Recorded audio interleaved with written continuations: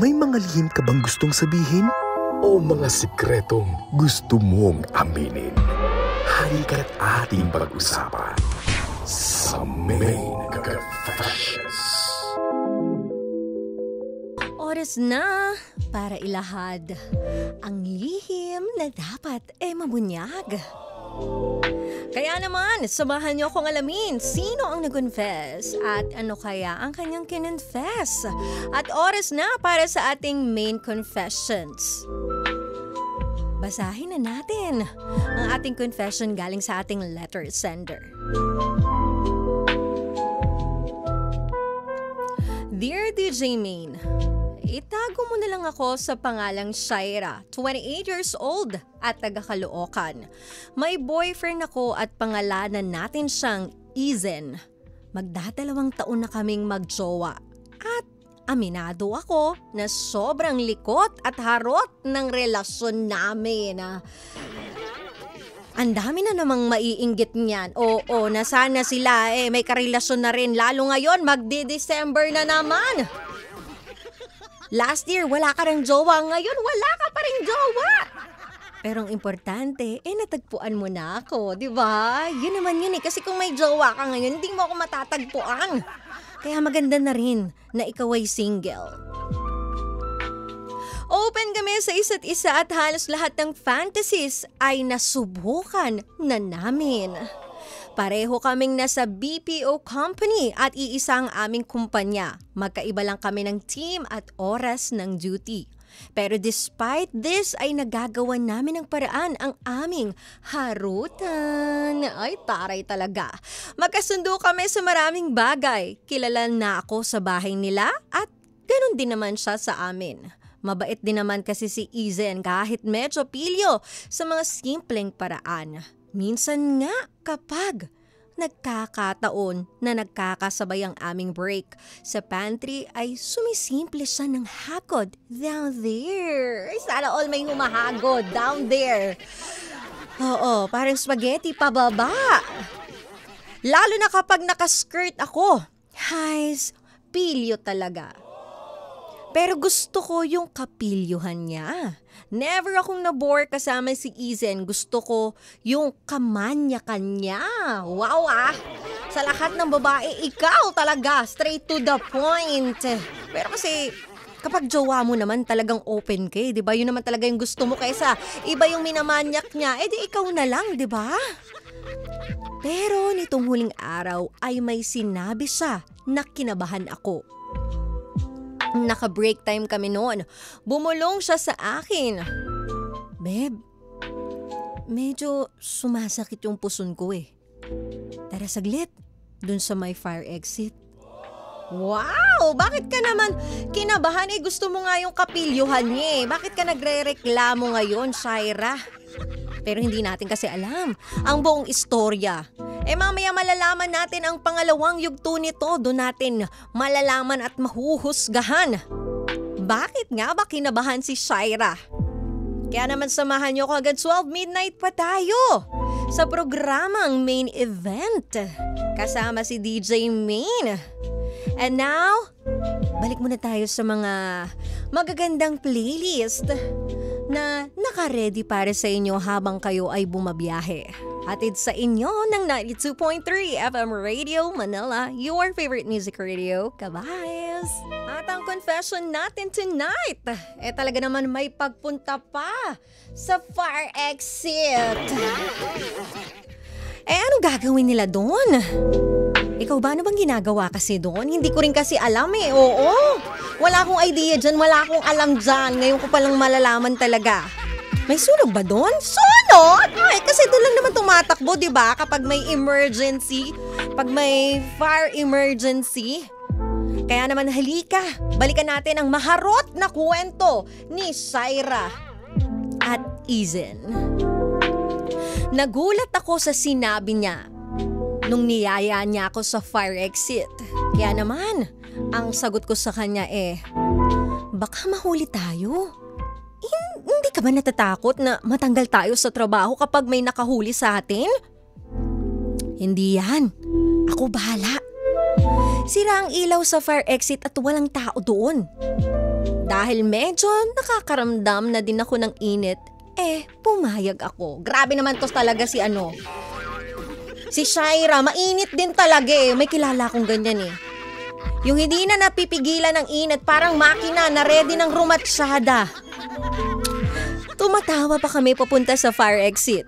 Palinga-linga kami to make sure na walang tao na makakakita sa amin.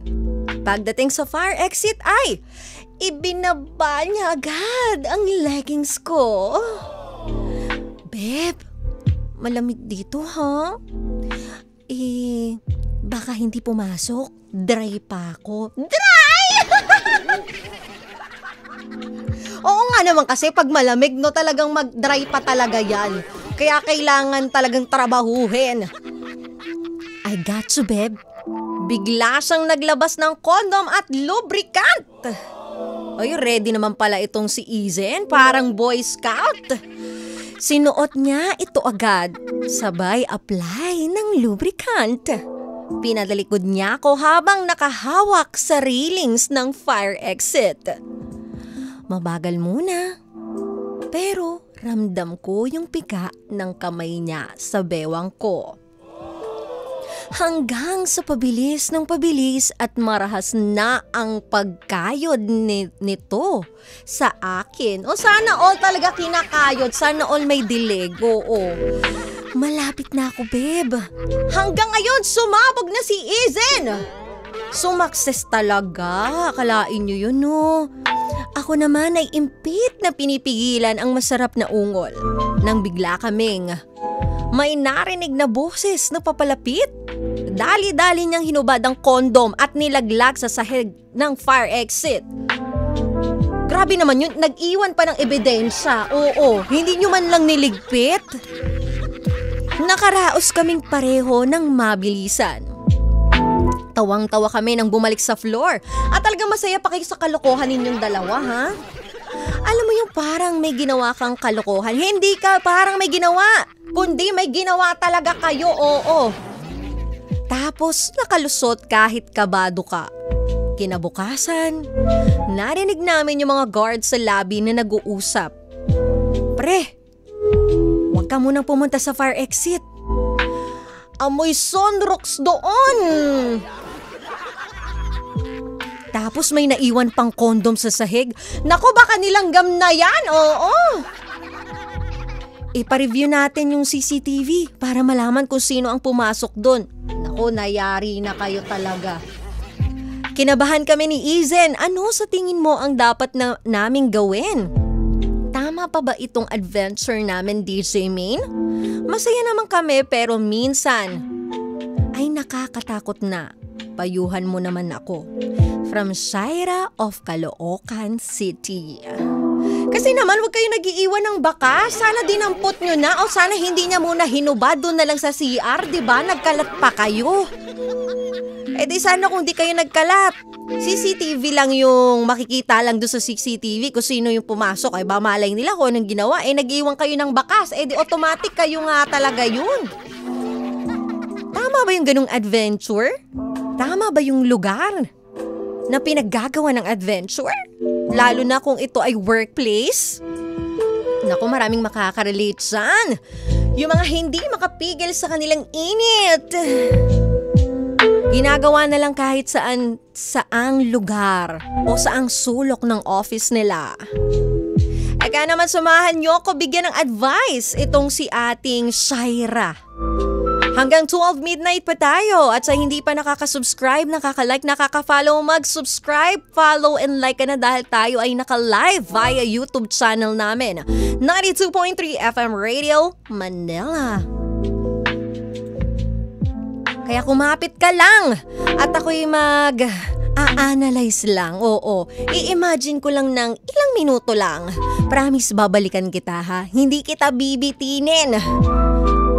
Kaya dito ka lang makinig kasama ang baby mo sa radyo, DJ Main, na mapapakinggan mo dito lang sa 92.3 FM Radio Manila, your favorite music radio. Ka-vibes! Sana all katulad ni Shaira sumakses. Yun na nga, natunghayan na natin ang ating confession for tonight.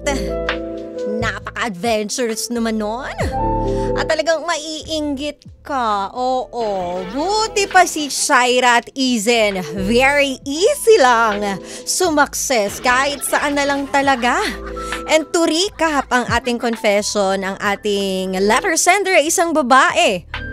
At siya ay may jowa. At yun nga, nagkainitan, nakaramdam ng kuryente habang sila ay nasa workplace nila. At si lalaki ay nagyaya sa fire exit. Yun nga lang. Bakit nyo naman iniwan yung condom nyong gamit? Oo. Tapos medyo nakatunog ang mga security guards. Siyempre sa mga workplace natin, mga establishment, talagang ngayon uso na ang CCTV. Makikita yung dalawa na sila lang naman ang huling pumasok sa fire exit. O di sa kanila galing yung gamit na kondom na namuo na, natuyo na, at nangamoy Zonrox na. Kasi naman, alam nyo bakit nangangamoy Zonrox? Hindi kasi kayo nagpa-pineapple. Hindi, di ba sabi nila, kapag ang nilaki ay mahilig kumain ng pork, ng meat, ayan, kaya ganun yung nagiging amoy. Totoo ba yun? Ay, bakit alam mo, DJ Main? Wala lang, narinig ko lang kay Christian, na kwento ni Christian sa akin, oo.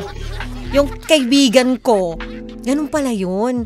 Kaya dapat bago kayo rumatsada, uminom muna kayo ng pineapple. Pineapple? Eto nga, nagtatanong si Shaira. Ano daw sa tingin ko ang dapat nilang gawin? Wala na kayong magagawa, hindi mo naman pwede. Tama. Ang isang mali ng isa pang kamalian, lalo na kung may CCTV at malinaw. Paano kung 4K pala yung CCTV ninyo? Diba malinaw na malinaw, nakitang-kita ang mukha ninyo. Aminin nyo na lang.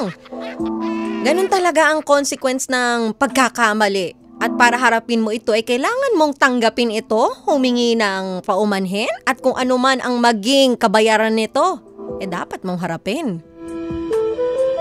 Tama pa ba itong adventure namin, DJ Main? Masaya naman kami pero minsan ay nakakatakot na. Bakit mo pinagbigyan? Oo. Alam mo naman pala sa sarili mo na nakakatakot na, ibig sabihin aware ka pa rin. Pero dahil nga pag ang init na ang naglihab, nahihirapan ka ng buhusan ito ng malamig na tubig para tumigil. Oo. Itong confession natin punong-puno ng saya, kilig at kapilyuhan. Pero tama ka, may hangganan ng lahat, lalo na kapag pwedeng madamay ang trabaho at reputasyon ninyo. Trabaho versus harutan. Maraming makakarelate dito. Ang trabaho ninyo ay hindi lang para sa inyo yan. May effect din yan para sa family ninyo, future, at especially career. Kapag nahuli kayo sa ganyang sitwasyon, hindi lang kayo ang mahihirapan kundi pati yung tiwala ng kumpanya sa inyo. Diba pwede kayong masuspinde, pinaka-worst matanggal. At ang pinakamasakit doon na hindi mo na mabubura, yung masira yung pangalan ninyo dahil pinagpipiestahan na kayo ng mga chismoso at chismosa ninyong ka-workmate. Kaya importanteng sineseparate natin ang work at intimacy. Masarap ang thrill na bawal. Pero mas masarap kapag hindi kayo nangangamba na baka kayo ay mahuli. Kung pareho naman kayong open at adventurous, bakit hindi ilipat ang ganitong klaseng moment sa safe na lugar? Wala ba kayong bahay? Wala ba kayong pang-hotel? Sumasahod naman kayo?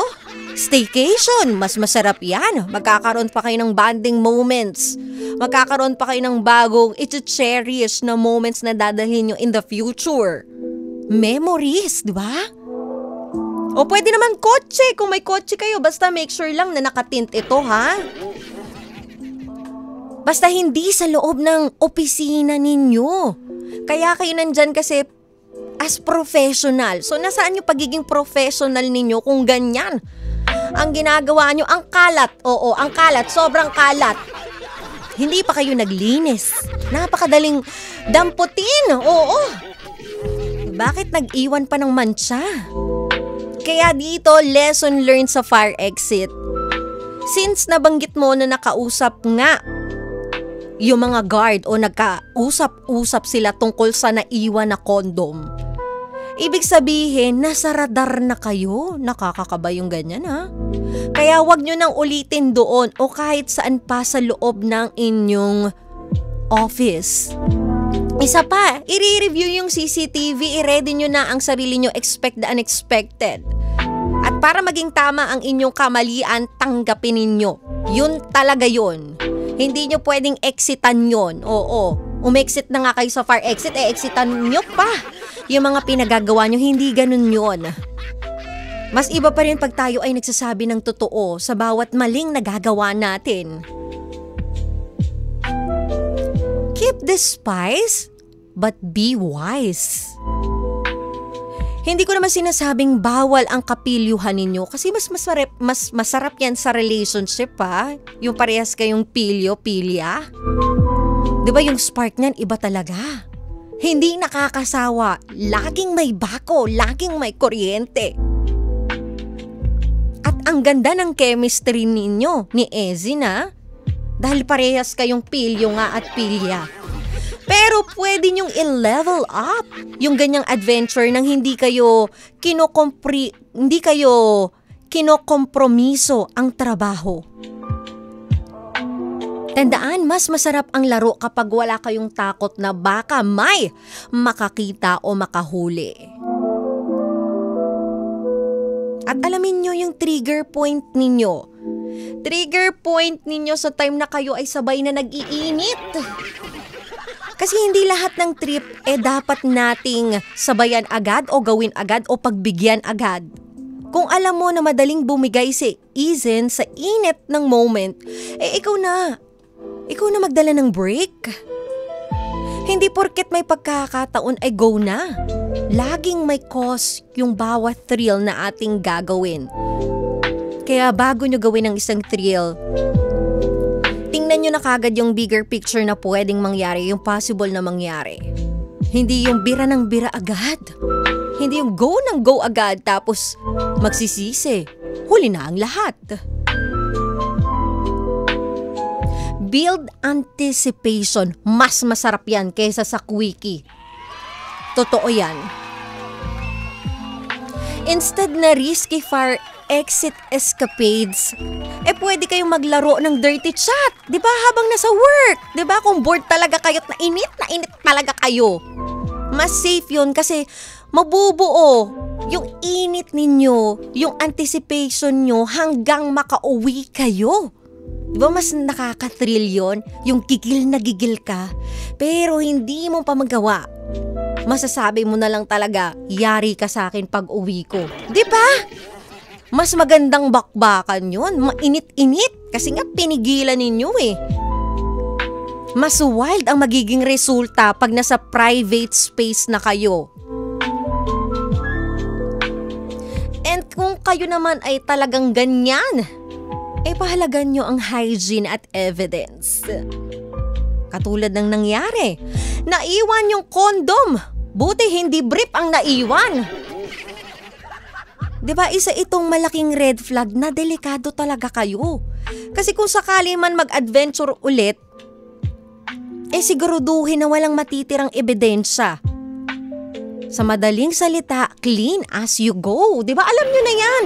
Parang hindi naman kayo naturuan.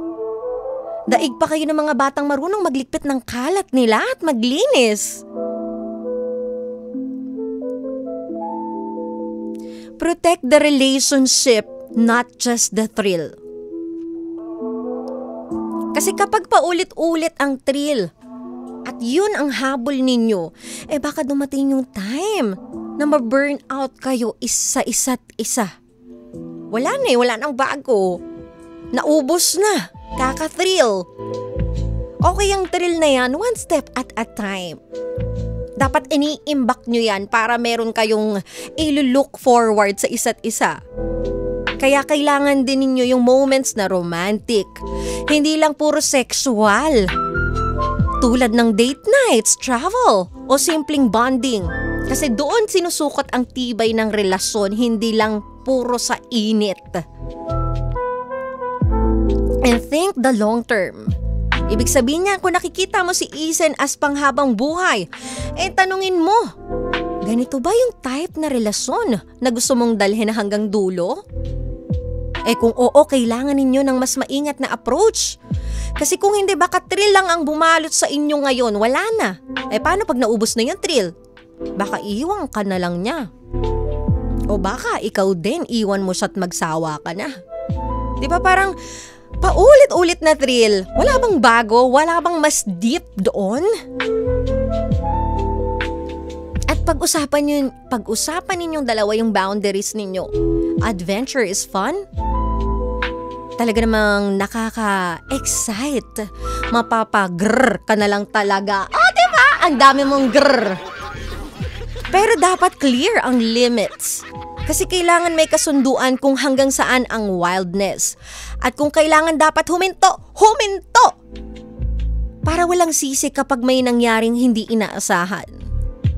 Kasi hindi naman natin hawak yung mga nasa paligid natin, lalo kayo ginagawa nyo ito in public, dapat alam nyo na ang pwedeng mangyari. Kaya ang bottom line dito, Shaira, huwag nyong hayaan na yung wild adventures ang maging dahilan ng pagkasira ng karir at relasyon ninyo. Hindi masama maging malikot at malandi sa partner, basta sa partner mo lang ha. In fact, healthy yan. Pero ang tunay na matalino, marunong pumili ng tamang lugar at tamang timing. Everything is timing yan. Hindi pwedeng bira ng bira, hindi pwedeng agad-agad. Lalo na kung hindi ito safe place para sa inyong dalawa. O safe space. Danger makes it hotter. But safety makes it last.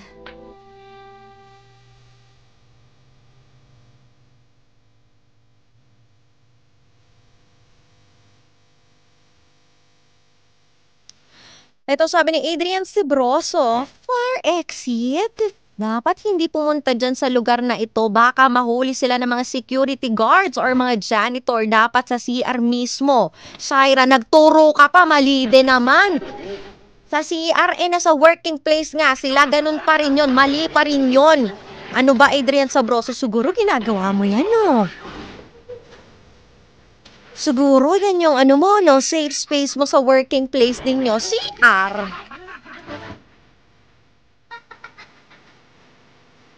Dapat trabaho para may kinabukasan ng mga pamilya ninyo at hindi maharot sa kumpanya. Baka mahuli kayo ni boss. Ikaw nga daw, hindi ka daw nahuhuli sa CR Sorry.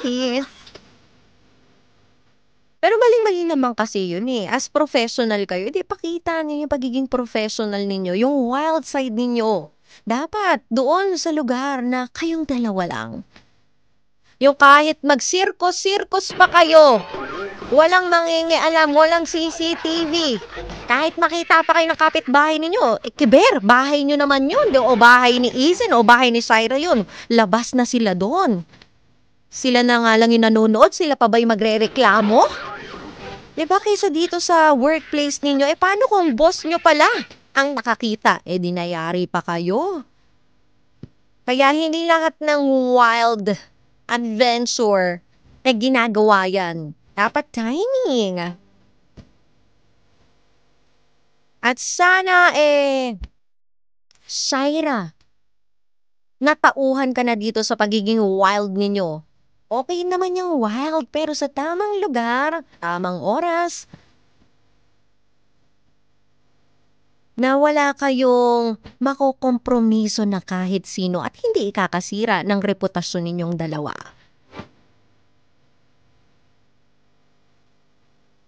Maraming salamat, Shaira of Caloocan City, sa pag-confess kay DJ Maine. Kaya ikaw, may gusto ka bang i-confess sa akin? Ikaw, saan mo ba ginagawa? Saan mo ginagawa, ha? Sige na, para may pag-usapan naman tayo, oo. Ipadala mo na yan sa ating Facebook page, 92.3 FM Radio Manila. O hindi naman kaya sa ating Viber, 0954-406-1967. Si William Mortal doon niya daw ginagawa sa walang kusina. Walang kusina! Parang alam ko yon. Sa bahay niyo ba yun? Sa bahay, walang kusina. Oo, hindi pa kasi yari yung kusina, ginagawa pa lang. Oo. Ayan, maraming salamat sa mga nakikinig sa atin ngayong gabing ito. Ayan na, nagising-gising na. Ano ba nagising sa'yo? Hoy, chinecheck niya pa. Sinisilip niya pa talaga. Huwag mo silipin ng tuhod mo. Kanina pagising na gising yan, pati ang balahibo mo nakatayo na. O, di ba? Perfect. Kasi hanggang mamayang umaga ka pa sa biyahe mo. O kahit papano, nagising ka ni DJ Main. Nagising ka dito sa confession ni Shaira at Izen. O baka naman mainggit ka. Huwag kang maiinggit. Tsaka ka na mainggit pag nandun ka na sa bahay ninyo. Ha? Para safe.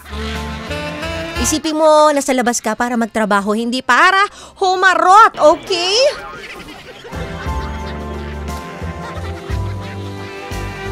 At gusto ko lang batiin ang ating mga Ka-Vibes Angels. Gloria Constantino Mesiano, Adrian Sabroso, Erwin Cuenco, Adrian Amar Tupaso, Daniel Yap. At sa lahat na nakikinig sa atin ngayon, maparadyo man, mapa FMR Philippines, mapa YouTube. Kayo man ay nasa labas o nasa loob.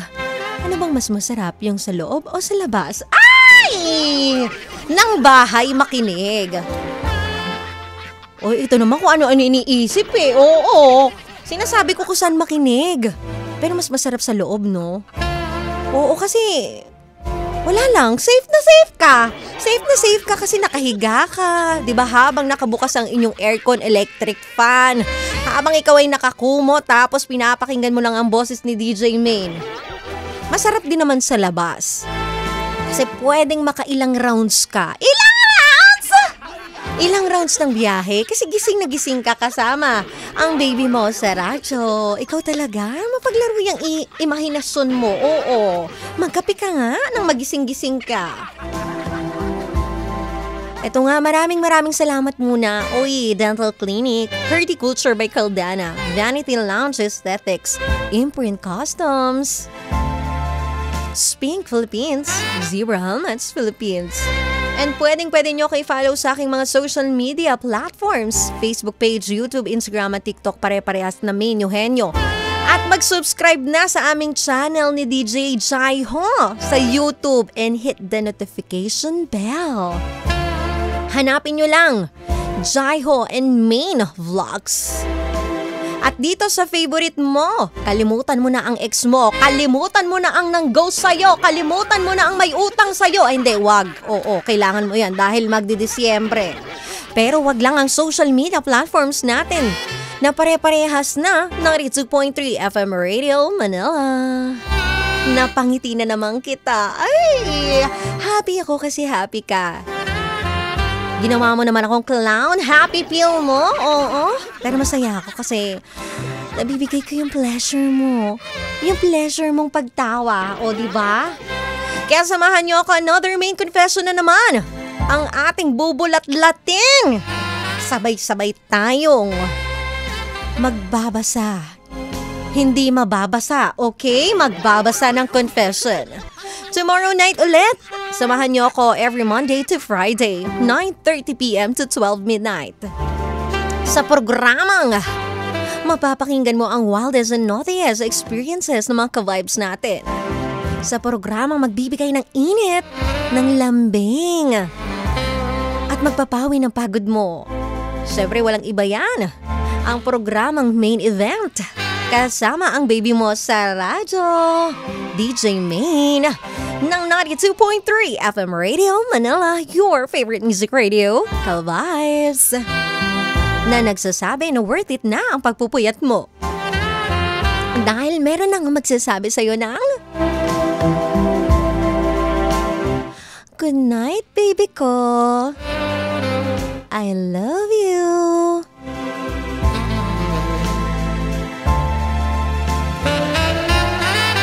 Alam nyo, Minsan sa isang relasyon, parang kanta ng Air Supply. We're making love out of nothing at all. Kahit sa simpleng sulyap, simpleng hawak, o kahit simpleng break time sa pantry, ay nagiging apoy na parang wala nang makakapigil. Ang sarap ng thrill, ang sarap ng kilig. Pero lagi nating tatandaan, hindi pwedeng nothing at all ang basihan ng lahat. Dapat may wisdom, may respect, at may boundaries din. Kasi oo, love can make us do crazy things. Pero true love also make us protect each other's future. Kaya sana habang ginagawa natin ang lahat ng paraan para mapasaya ang partner natin, gawin din natin ang lahat ng paraan para hindi tayo masaktan sa huli.